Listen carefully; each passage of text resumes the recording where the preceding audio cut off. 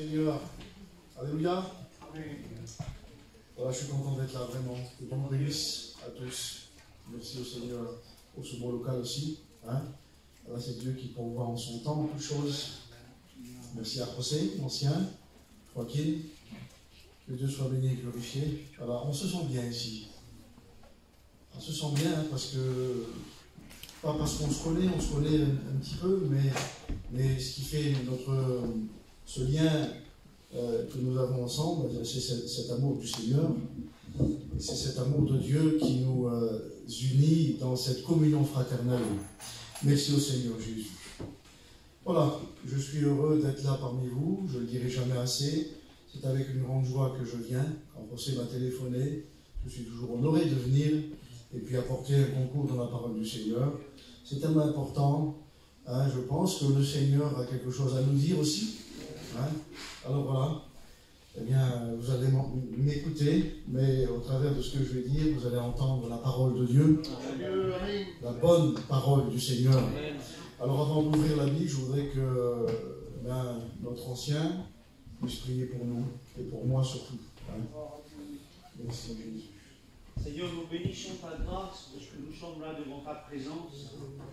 Merci, maître. Toi qui connais les cœurs, les vies de chacun d'entre nous. Tu sais de quelle manière nous sommes venus dans ce lieu.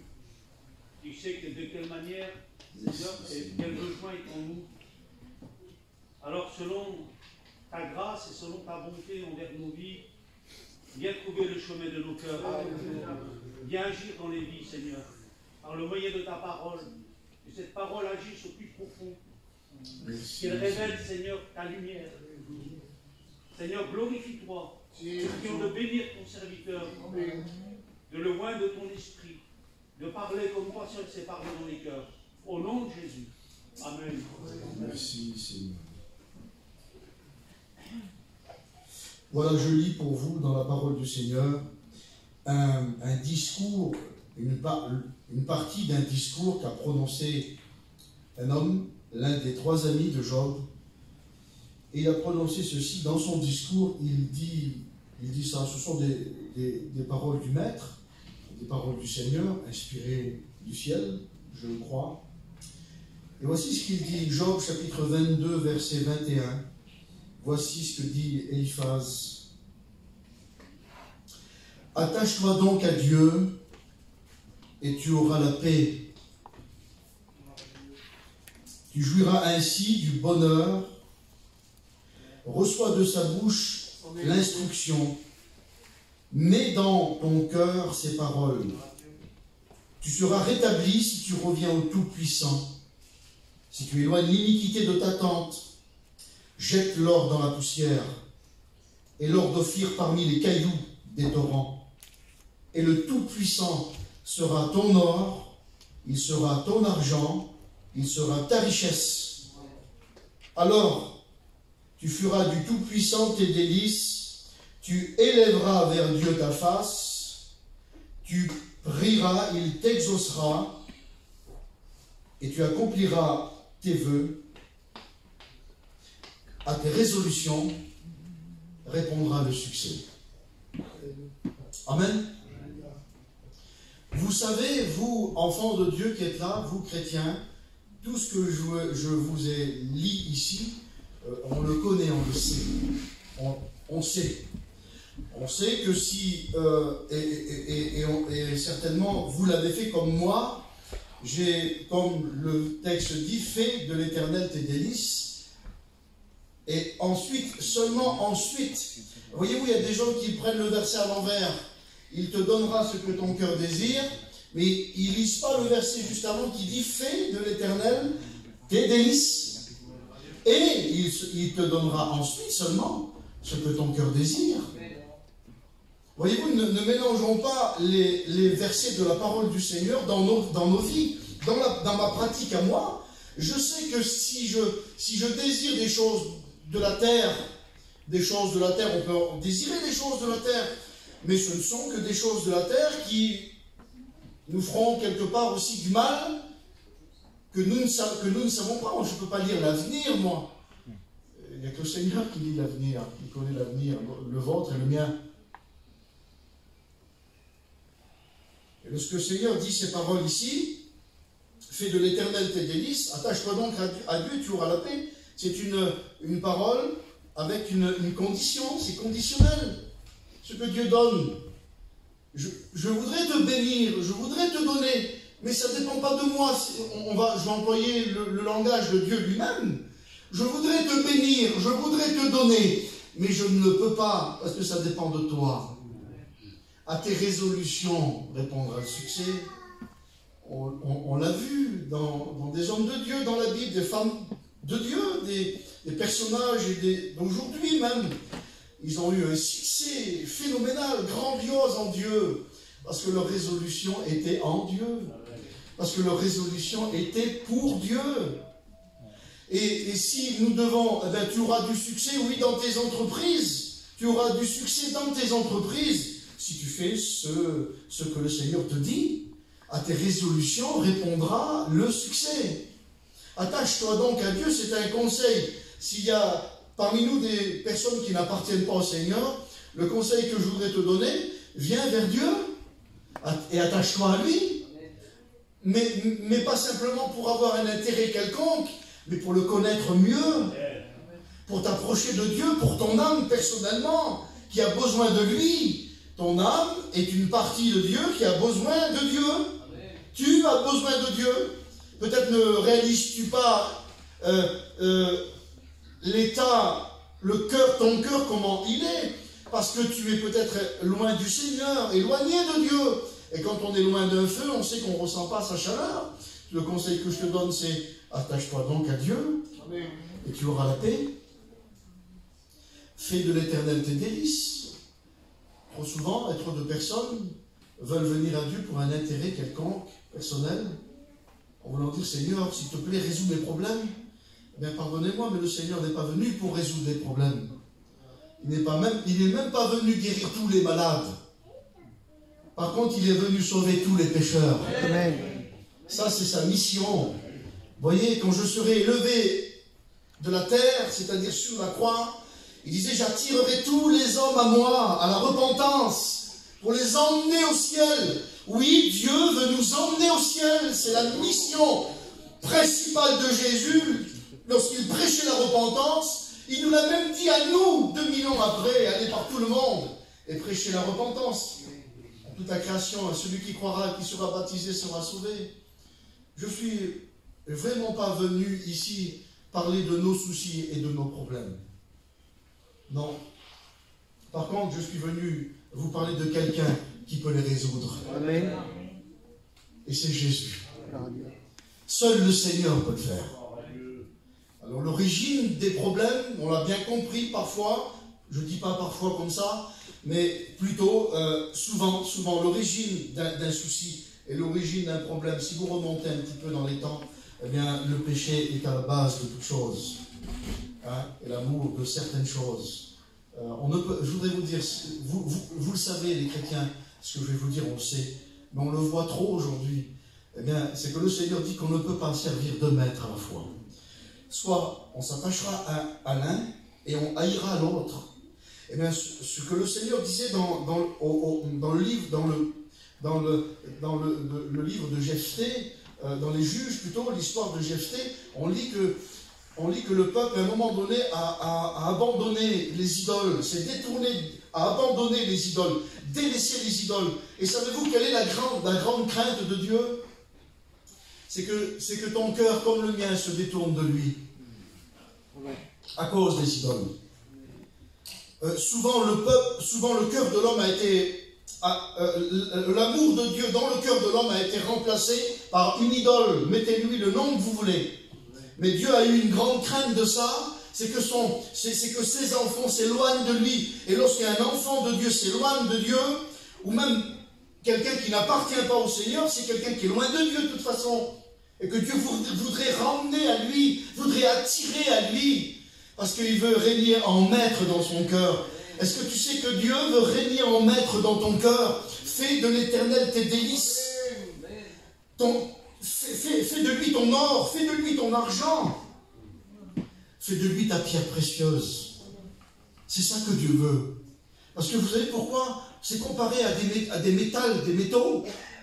des pierres. Parce que c'est ce qu'on a de plus grand sur la terre, un diamant. Hein. C'est ce que diamant, de l'or. C'est ce qu'il y a pour vous imager, ce qu'il y a de plus précieux. Hein. Je voudrais vous dire que, écoutez-moi, l'argent et l'or ne sont rien à comparer à l'amour du Seigneur. Ce n'est qu'une image pour nous faire comparaître, nous comparer à quelqu'un ou à quelque chose. Mais Dieu est bien plus grand que ça.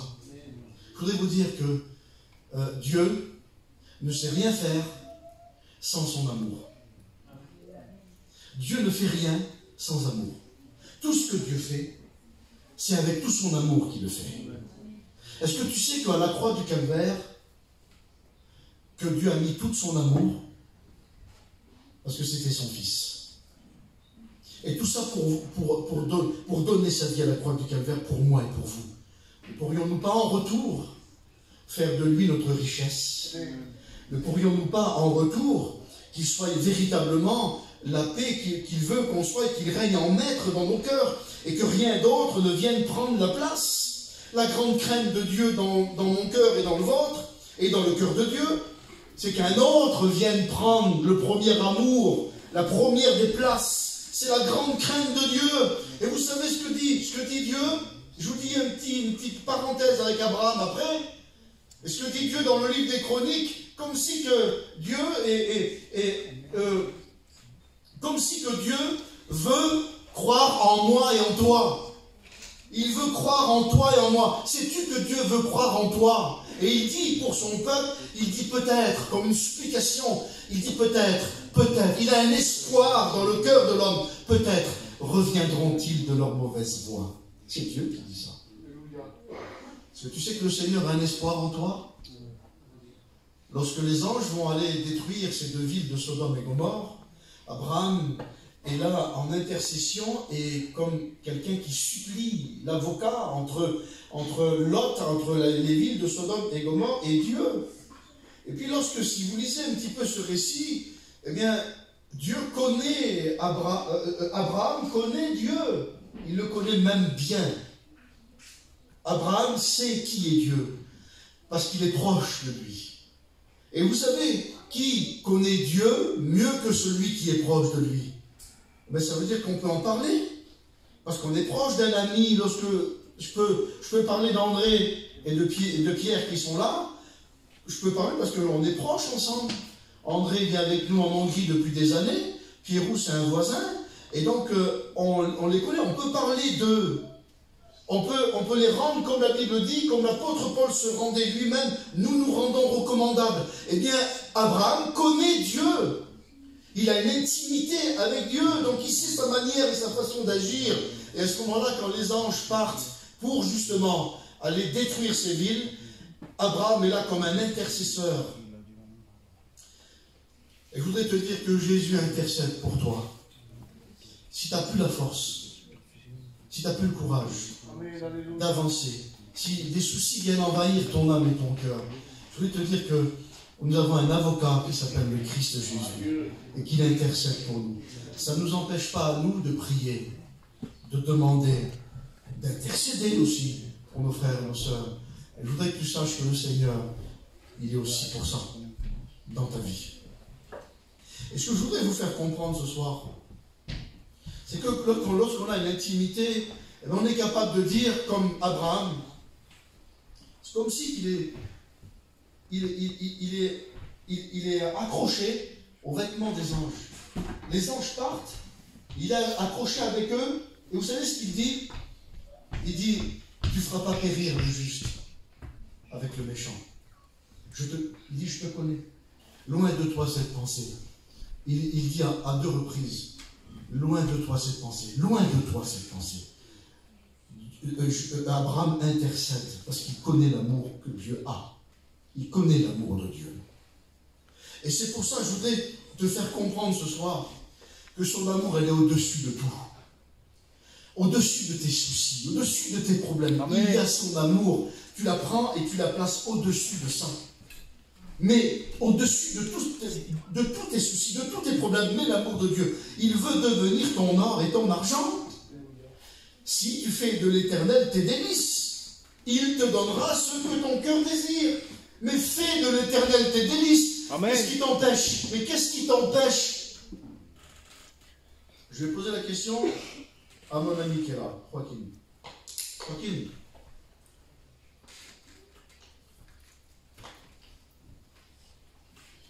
Est-ce que ça te choque quand tes enfants, tes petits-enfants, rentrent dans ta maison, ouvrent le frigo et se servent? Mais non. Vous savez pourquoi? Eh bien, c'est l'amour de nos enfants, parce qu'on les aime. Et tout ce qu'on a, c'est à eux. Et je voudrais que tu comprennes que les trésors de Dieu sont à toi. Les trésors de Dieu sont à toi. Amen. Je crois que je l'ai dit ici, mais ça a tellement été simple pour moi. Je suis allé faire une mission à Montpellier et on avait dormi avec ma femme dans un hôtel. J'avais garé la voiture dans un garage. Écoutez, c'était d'une simplicité pas possible. Mais comment le Seigneur m'a fait réaliser ces choses-là? Seigneur. Et le matin, je me lève, on prend les valises et on se dirige vers la porte. Il fallait ouvrir la porte avec un code. Et je pose la valise et je commence à faire le digicode. Le code. Je commence à faire ce code et puis j'y arrivais pas. J'y arrivais pas à le faire. Et puis je comprenais pas pourquoi j'arrivais pas à faire ce code-là. Et il y a un monsieur qui vient, il dit, monsieur, la porte est ouverte, il faut juste pousser. Voyez-vous, dans mon truc à moi, j'avais même pas pensé à pousser la porte. J'y avais pas pensé parce que la logique voulait qu'il y avait un digicode qui était là. La logique voulait qu'il fallait faire d'abord le code. Et ensuite ouvrir la porte. Hein? Eh bien non, voyez-vous, avec le Seigneur, il faut juste pousser la porte. Amen. Ne t'embête pas à calculer des calculs humains par des calculs humains et encore des calculs. Pousse ta porte. Amen. Gloire à Dieu. Rentre dans la maison, ouvre le frigo et sers-toi. Fais de l'Éternel tes délices. Attache-toi donc à Dieu et tu auras la paix. Voilà ce que le Seigneur veut. C'est une intimité avec lui. Ce que n'avait pas le fils prodigue et son frère aussi. Ils n'avaient pas cette intimité avec Dieu. Les deux garçons là, ils ont un point commun terrible. C'est que tous les deux n'avaient pas d'intimité avec leur père. C'est terrible. Parce que le premier qui est parti, vous savez, quand on vit avec le Seigneur, et que le Seigneur nous donne tout ce qu'on veut, tous ces trésors du ciel, je parle, hein, pas tout ce qu'on veut, mais tous les trésors, la richesse de Dieu, eh bien pardonnez-moi, mais c'est la vérité, on n'a pas besoin de s'en aller. C'est parce qu'il y a un manque, quelque part, qu'il est parti, ce garçon-là. Et le frère, lui, qui est resté, en colère de voir revenir son frère au loin, mais il se met en colère contre son père, lui. Mais alors tu le vaudras pour lui, etc., etc. Puis son père va donner cette réponse, qui est vraie, et qui me semble logique aussi. Mais mon fils, toi, tu es tous les jours avec moi, et tout ce que j'ai, c'est à toi. Pourquoi tu ne te sers pas? Voyez-vous, dans cette intimité de Dieu, il semblerait que certains sont gênés. On ne veut pas demander à Dieu, ou très peu, parce qu'on ne le mérite pas, ou parce que ceci, ou parce que cela. Je voudrais te dire une chose, c'est que si tu savais la richesse de Dieu, Amen. Si tu savais la richesse que le Seigneur il a pour toi et moi, il a des trésors inépuisables, des cadeaux, pardonnez-moi l'expression, en revente. Mais Dieu est riche, immensément riche. Fais de l'Éternel tes délices, il te donnera ce que ton cœur désire. Il faut que ça vienne de toi et de moi. À tes résolutions répondra le succès. Mais à tes résolutions, il a fallu ce jeune garçon, il a fallu qu'il prenne une résolution de dire je me lèverai et je vais retourner chez mon père. Pourquoi, d'après vous, il a réalisé seulement quand il était loin de son père, que chez son père, il y avait du pain en abondance. Il venait de partir. Je ne sais pas. Il savait, puisqu'il vivait dans la maison de son père. Et voyez-vous, on a besoin d'avoir une intimité proche avec le Seigneur. Gloire à Dieu. Savez-vous qu'il y a des gens qui vont vivre des réunions, des missions, des églises, et qui vont passer à côté. Parce qu'il n'y a pas d'intimité avec Dieu.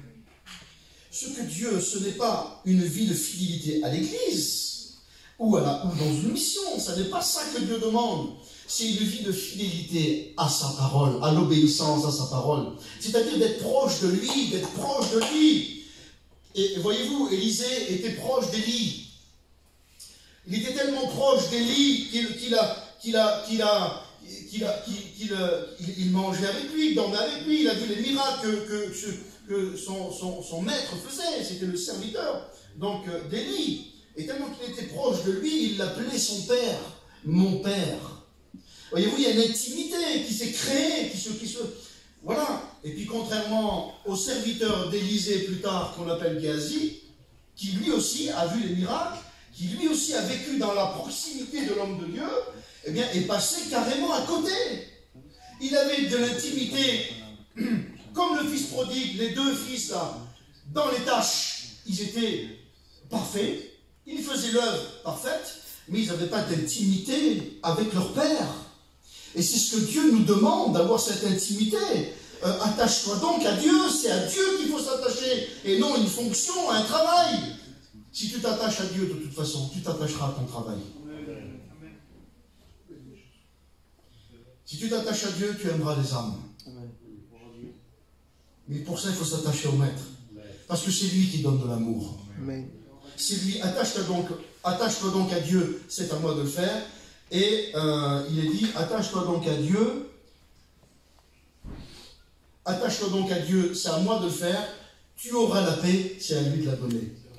Mais il ne peut pas la donner si on n'est pas attaché à lui.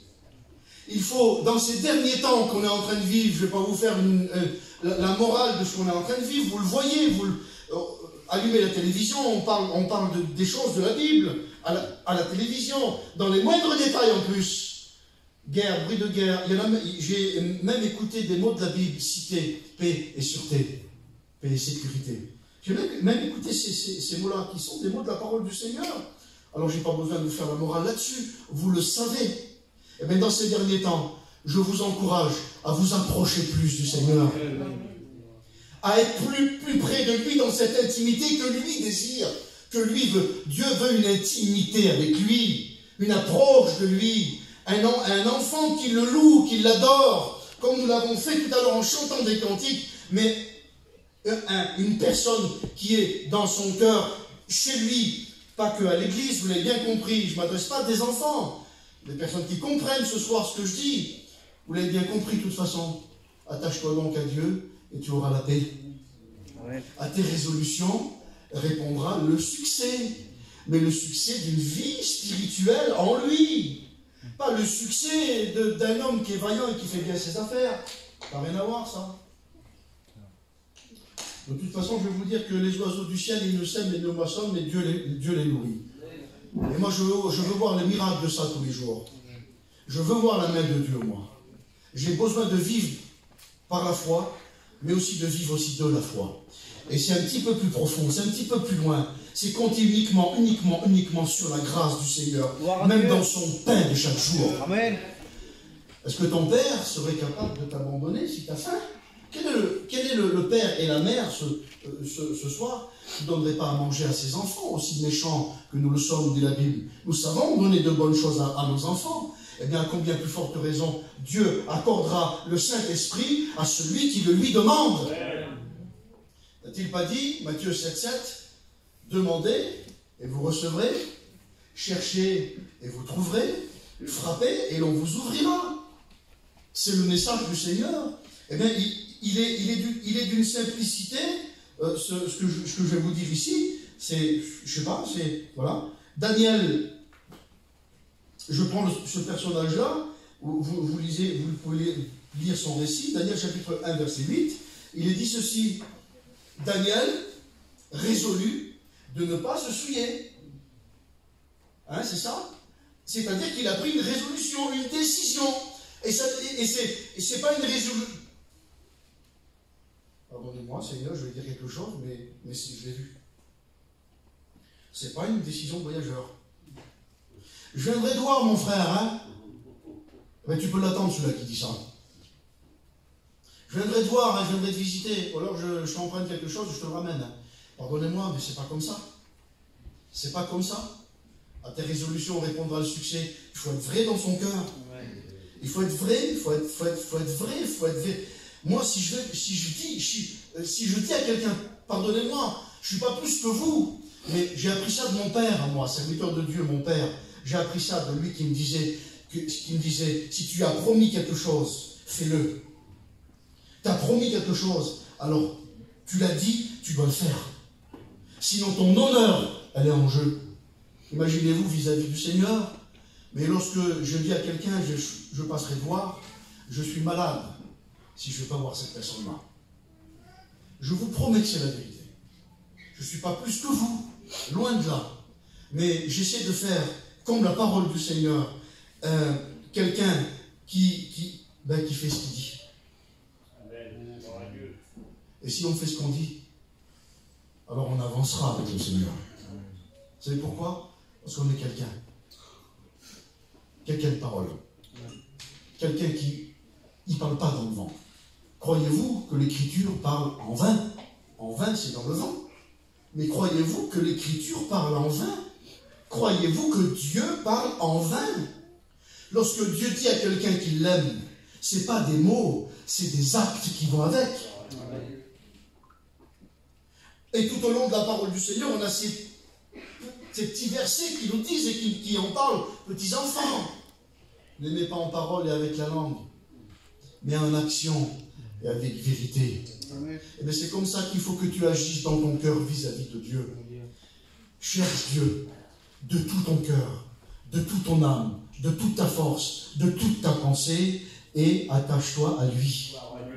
Attache-toi à Dieu, sois près de lui, sois proche. Aujourd'hui, l'Église du Seigneur, enfant de Dieu, eh bien, nous devons nous approcher plus que jamais de Dieu, de sa présence, de faire de l'Éternel nos délices, de faire de lui, eh bien, notre or, notre argent. Il sera ton or et ton argent. Il deviendra ton or et ton argent. Je me répète. Il deviendra ton or et ton argent, c'est-à-dire ta richesse. Richesse spirituelle, richesse plus précieux que l'or. Écoutez-moi, vous l'avez expérimenté, les chrétiens qui sont là à la présence du Seigneur. Ça vaut pas mieux que l'or? Quand le Seigneur il t'a béni, qu'il t'a brisé, quand le Seigneur il t'a parlé, que tu étais, comme on l'a entendu dans les hôpitaux, quand le Seigneur il nous a parlé, moi quand le Seigneur il m'a parlé à l'hôpital, véritablement, je ne peux pas vous dire la richesse. Ça n'a pas de prix et on ne peut pas l'expliquer avec des mots.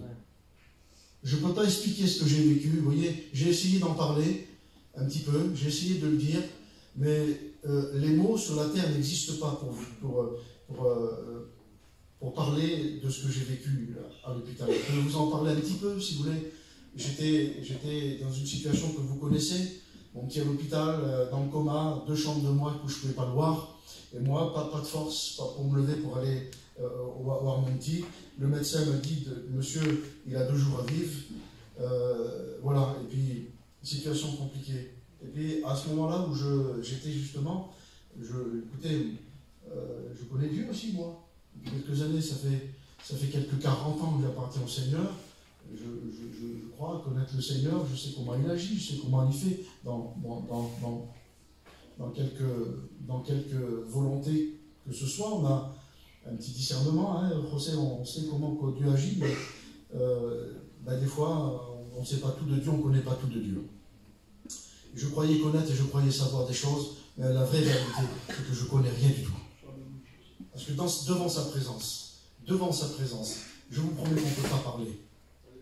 Les mots, il était là dans la chambre, le Seigneur, il était en train de m'inonder de sa paix, de réconforter mon cœur, il était là dans la chambre, et puis il n'y avait pas de mots. Moi, je ne pouvais pas lui parler, et lui non plus, il ne parlait pas.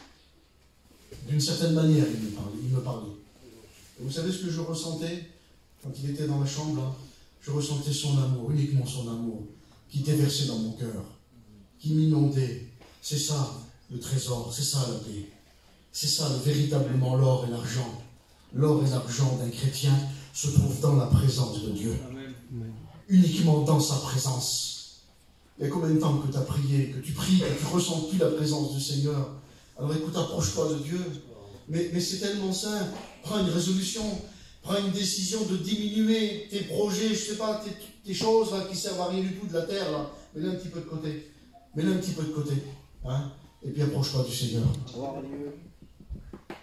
N'oublie pas que le Seigneur est capable d'arranger des choses que nous, on ne peut pas faire. On m'a demandé, une sœur qui m'a demandé de faire quelque chose pour son mari. Prie pour mon mari, parce qu'il n'est pas chrétien. Prie pour mon mari, comme ça et comme ça. Puis elle était, on sentait dans son langage comme quelqu'un qui se rebelle envers Dieu, parce que Dieu n'agissait pas. Voilà. Je vous conseille une chose, ne vous rebellez pas contre Dieu, même s'il n'agit pas. Même s'il ne parle pas, ça ne veut pas dire qu'il n'est pas là. Il entend, il écoute. Et simplement, il veut voir quelque chose dans notre cœur. Dieu veut voir quelque chose dans notre cœur. Et ce quelque chose que Dieu veut voir souvent, c'est une humilité envers lui. C'est un désir de lui plaire. C'est justement cette résolution, à tes résolutions, répondre à les succès. C'est ce que Dieu veut voir dans mon cœur et dans le tien. Il me l'a montré, il me l'a dit, Seigneur. C'était comme ça pour moi. Alors j'ai dit à cette sœur, je dis, écoute, ne prie plus pour ton mari et ne prie plus pour tes enfants. Alors elle m'a regardé, elle m'a dit, comment? Non, j'ai dit, écoute, ne prie plus pour ton mari et ne prie plus pour tes enfants. J'ai dit, adore Dieu. Loue-le de ce qu'il va t'accorder, ce que tu lui as demandé. Adore-le, parce qu'il a entendu ta prière. Il l'a déjà entendu. Mais toi, adore-le. Toi, loue-le. Toi, approche-toi de lui. Toi, fais de l'Éternel tes délices. Amen. Toi, viens près de lui, adore-le, loue-le. Et je lui ai donné ce conseil de la parole du Seigneur. Est-ce qu'elle l'a fait? Ce que je lui ai dit ce jour-là, elle l'a mis en pratique. Eh bien, le fait de l'avoir mis en pratique, d'avoir pris cette résolution, à tes résolutions répondra le succès, eh bien le succès est répandu dans son foyer. Amen. Le succès est venu dans son foyer. À tes résolutions, les tiennes. Je ne peux pas prendre une résolution pour toi, même pas Dieu, il peut.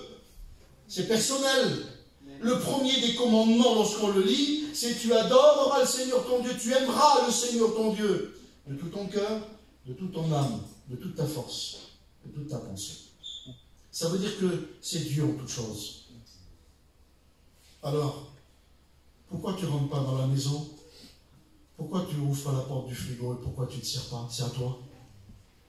Pourquoi tu ne pousses pas la porte? Ah, je ne mérite pas. Ben, je te rassure, moi non plus. Personne ne mérite. Ça n'est pas par nos mérites. Non. Est-ce que tu sais que c'est par grâce qu'on est sauvé? C'est un don de Dieu. Amen. Ça n'est pas par nos œuvres à nous, afin que personne se glorifie. Sinon l'homme se glorifierait de ses œuvres. Non, c'est uniquement par sa grâce que nous sommes sauvés. Amen.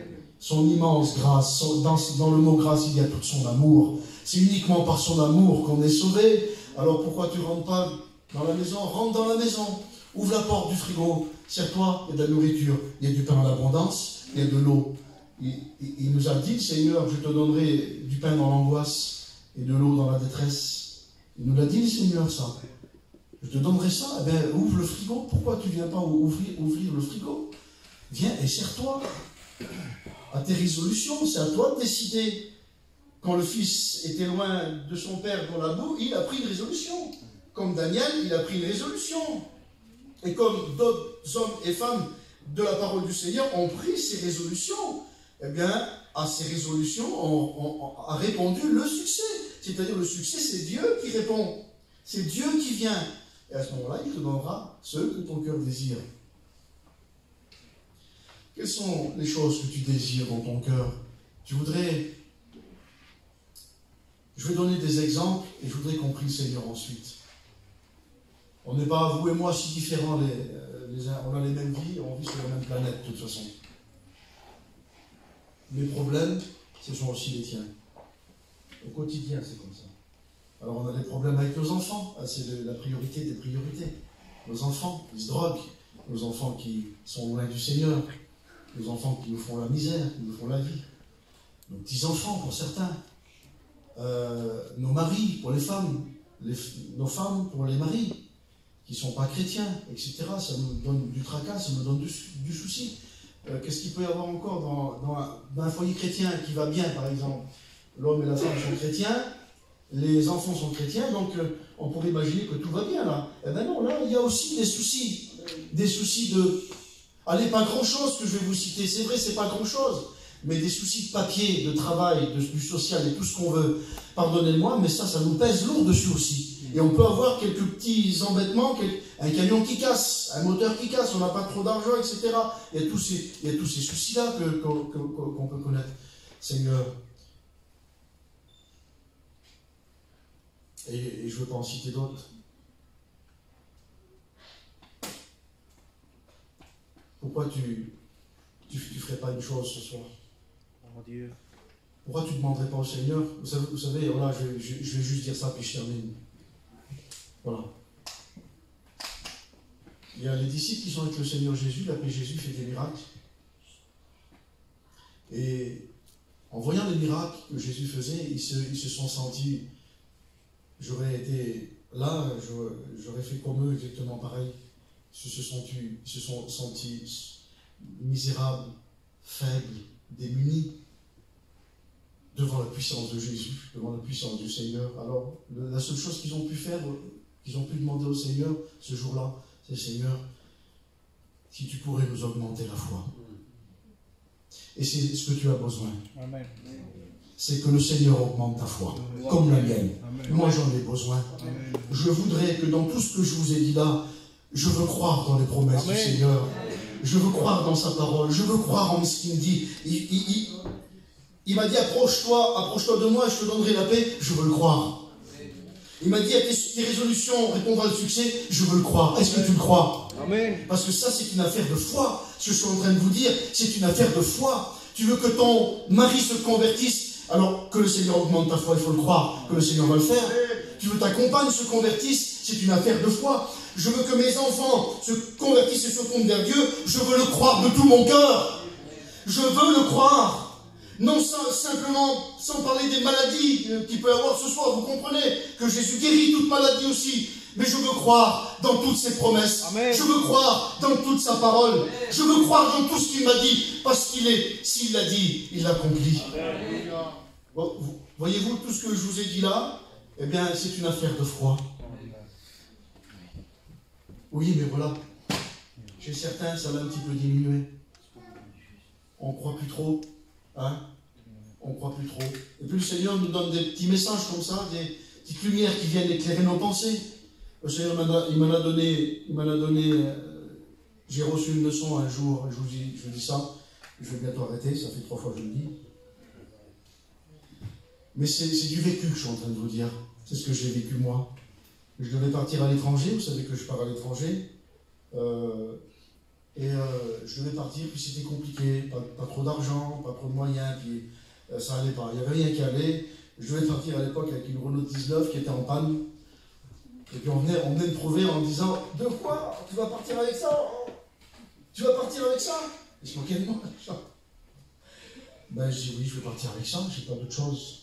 Mais tout ça, tous ces trucs-là, toutes ces choses-là, puis vous avez vu, hein, une chose après une autre, après une autre, après une autre, et ça nous met en miettes, ça nous décourage. Et puis, ma femme, elle me dit, une journée ou deux après, va à la boulangerie, va chercher du pain. Je vais à la boulangerie, je vais chercher du pain. Mais vous savez, quand le Seigneur il veut parler, il se cherche des choses simples. Il faut seulement entendre sa voix. Du pain. Le Seigneur m'a parlé avec un morceau de pain. Je prends le pain, je le mets dans la voiture, je mets en route, je roule, je prends un morceau de pain, je le coupe. Et à ce moment-là, le Saint-Esprit m'a parlé à ce moment-là. Et il m'a dit, regarde ce morceau de pain. J'étais un petit peu choqué comme ça. Je me mets sur le bord parce que je savais que c'était le Seigneur qui me parlait. Je mets la voiture sur le bord et il me redit encore une fois, regarde ce morceau de pain. Et je dis, oui Seigneur, je le regarde. Il dit, regarde-le bien, parce que jamais tu n'en manqueras. Et depuis ce jour-là, j'ai fait confiance dans le Seigneur. C'était pas uniquement le manger et le boire, le pain, mais c'était ça. C'était ça. Jamais tu n'en manqueras. Si tu lui fais confiance, jamais tu n'en manqueras. Si tu crois en ses promesses, jamais tu n'en manqueras. Si tu crois dans tout ce qu'il t'a dit, il va exaucer, jamais tu manqueras de son pain. Je te donnerai du pain dans l'angoisse et de l'eau dans la détresse. Alléluia. Du pain dans l'angoisse et de l'eau dans la détresse. Crois-le simplement. Si tu pouvais le croire simplement. Je voudrais demander au Seigneur qu'il augmente ma foi, si, pour mes enfants, qui se tournent vers Dieu. Je ne sais pas quelle est ta demande. Peut-être tu as une demande particulière dans ton cœur, sans rentrer dans le domaine caché du cœur. Je ne peux pas le faire, moi. Mais le Seigneur, il le fait. Il y a des domaines qui sont cachés. Il y a des demandes qui sont cachées. Et bien même là, le Seigneur les a vus. Merci. Alors qu'est-ce qu'il faut faire? Voilà, gloire. Qu'est-ce qu'il faut faire? Écoutez, vous et moi, on est des hommes, et lui, il est Dieu. Amen. Tu crois en Dieu? Quels sont ceux qui croient dans le Seigneur? Gloire à Tous. Dieu. Amen. Tous ceux qui sont là, levez vos mains. Levez vos mains, ceux qui croient dans les promesses du Seigneur, que Dieu est capable de faire. L'impossible dans ton cœur devient possible. L'impossible de l'homme, c'est le possible de Dieu. Dans ton cœur. Mais moi, je crois que le Seigneur est capable de le faire. Il veut simplement voir quelque chose en toi. Et ce qu'il veut voir en toi, c'est ta foi. Ce qu'il veut voir en toi, c'est cette résolution-là. Parce que dans la résolution, il y a la foi. Hein? Dans la résolution de Daniel, il y a la foi. Dans la résolution de Jephthé à l'époque, il y avait la foi. Dans la résolution d'Ézéchias, il y avait la foi. Dans la résolution des disciples, il y avait la foi. C'est ça que Dieu voit de toi. Alors tu te dis, oui, mais je suis trop faible, je suis trop petit. Béni soit Dieu. Si tu n'as pas beaucoup de foi, ça veut dire que tu en as besoin, comme moi. Et le Seigneur, il va le faire grandir.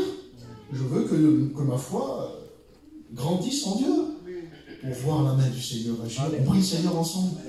On prie le Seigneur ensemble.